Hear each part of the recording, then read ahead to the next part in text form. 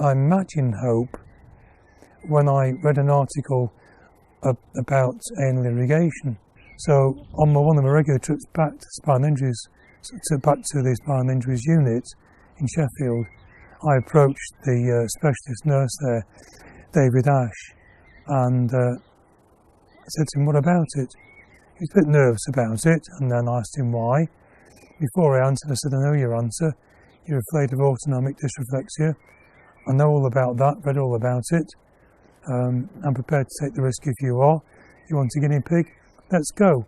So a month later I was booked in.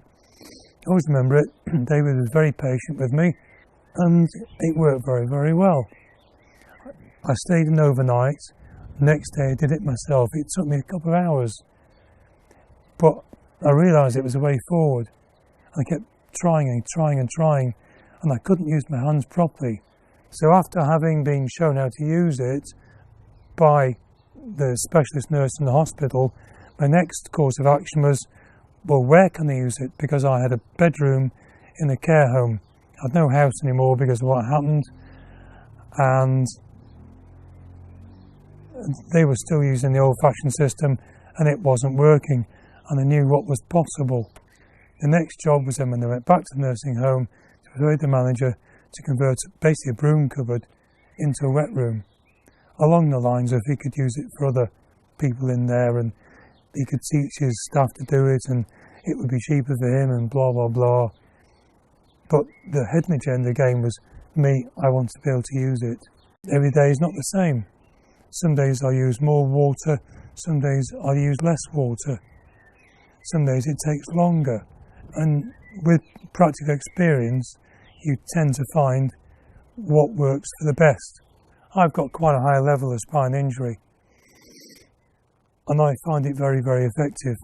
I can't use the other sorts because I haven't got the grip in my hands, but I also find this far more effective. And quite simply using just warm water, what could be better than that? No chemicals whatsoever. So you've got no invasive chemicals taking place. Nothing's being put in your body that you wouldn't like to be there. And I would recommend it to anybody for the reasons it can give you the almost complete confidence that you can go anywhere and do anything without having to think about it. In fact, you don't think about it in the end. It is such a natural part of your life. I also found, of course, that if I need to go again, heck, I could do. And the result has been, now I can go out without even thinking about it. It was one of the biggest leaps forward I'd done since my spine injury. Because then I realised I could move on in my life.